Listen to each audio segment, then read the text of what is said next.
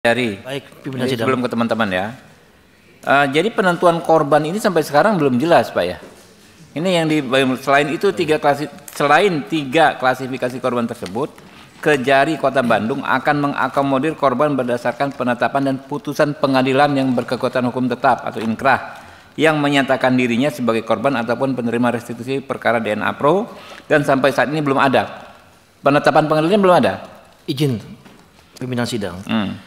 Kami telah mengambil sikap itu terkait penentuan korban. Pimpinan sidang. Kami telah mengambil sikap itu terkait penentuan korban. Kami bagi dalam 3 klaster. 1 korban dalam bekas perkara, 2 korban hasil audit KAP dalam Bariskim, 3 korban yang telah dilakukan restitusi oleh LPSK. Ini 1 klaster majelis kami gabungkan. Kemudian majelis, hasil penghitungan di kami itu sebanyak 3.009 korban yang kami bisa akomodir. Pimpinan sidang. Penghitungan yang mana, Pak? Ini kan ada 3 klaster dan beririsan. Nah ya kan, yang LPSK dengan KAP yang tidak tumbang tindih hanya 242 orang. Baik, pimpinan sidang. Yang Bapak sebut angka tadi bukan 242, berapa tadi? Dari 3 klaster sini dilakukan penghitungan sinkronisasi juga dengan teman-teman dari korban DNA Pro. Di kami penghitungan itu sebanyak 3.009 korban. Berapa? 3.009 korban. 3.009. 3.009. 3009 ya? 3009. 3000, jadi banyak banget. Oke, nah yang Bapak bilang ini apa namanya? Penetapan atau putusan pengadilan ini enggak ada. Belum ada yang Bapak bilang, dan sampai saat ini belum ada. Di bawah tabel. Selanjutnya pimpinan sidang, kami juga dihadapkan dengan yang mengaku sebagai korban. Kami datang dengan jumlah di atas 8.000 orang datang ke kami juga, dan ini kami kategori sebagai korban susulan, korban yang bukan masuk dalam bekas perkara. Klaster keempat, kami dapat mengakomodir korban keempat ini sepanjang korban tersebut dapat menerima putusan ataupun penetapan dari Pengadilan Negeri Bandung terkait dengan gugatan tersebut dalam hal pelaksanaan eksekusinya, Mas. Jadi mitigasi risiko kami, apabila kami eksekusi berkali-kali katakanlah seperti itu, maka potensi akan adanya gugatan perdata dari jadi eksekusi ini masalahnya belum terlaksana karena belum final penentuan korbannya gitu. Untuk kami sudah final, pimpinan sidang. Ya apalagi yang ditunggu kalau sudah final gitu loh. Sudah final, kemudian kami juga dihadapi dengan korban lainnya, korban susulan, 8.001 korban ini. Ya susulan nggak susulan gitu loh, Pak. Yang terkait perkara ini ya kan ya. Kan apa penentuan korbannya kan sudah selesai gitu. Baik. Pak. Iya kan? Baik. Kalau orang mengklaim sebagai korban susulan kan pasti sampai kiamat juga akan muncul gitu, Pak. Baik. Baik. Ya enggak? Baik. Oke. Nah, lalu Pak, saya mau nanya Pak Irfan, ya. Apa namanya? Eksekusi dilakukan 1 kali ini ada dasar hukumnya enggak, Pak? Apa hanya dasar strategi aja, strategi pelaksanaan, atau ada aturannya enggak? Kami mengacu kepada asas dalam peradilan pidana tuntas. Dilakukan segera dan tuntas. Apa asas apa maksudnya tuntas? Ya kita mau tuntas semua itu loh. Baik, Mas, pimpinan sidang. 1 strategi lapangan, pimpinan sidang. Apa tuh? Dibaca. Di lapangan bahwa mitigasi risiko yang kami lakukan bahwa terdapat korban kelas keempat yang kami tidak bisa akomodir.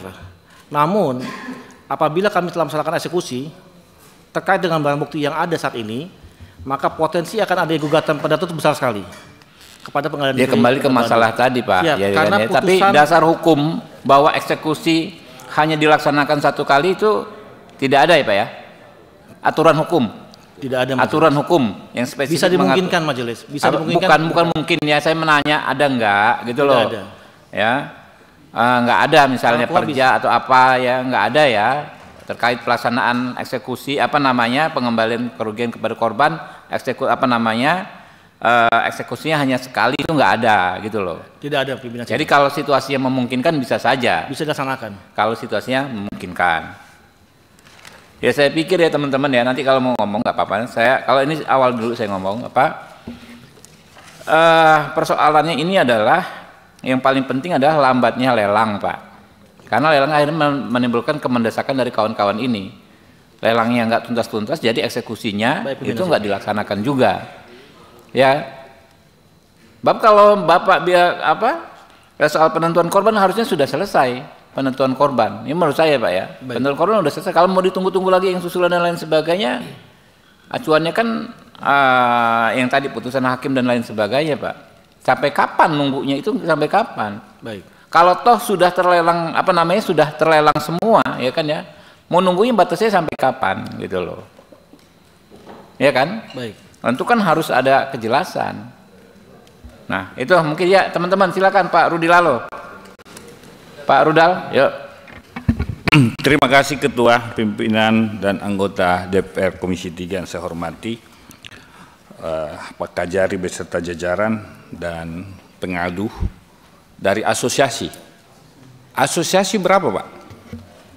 Jumlah asosiasi di yang korban ini ada berapa? 1. Izin Bapak, sudah menjelaskan? Cukup, cukup. Berarti asosiasi 1. Ya. Ini saya kira Pak Kajari, ini tidak sulit, tidak susah, mudah ini Pak. Kecuali dipersulit. Ya, kalau bisa dipermudah jangan dipersulit. Karena pertama, sepintas saya lihat ini jelas di putusan diberikan kepada asosiasi korban. Bukan LPSK. Ya.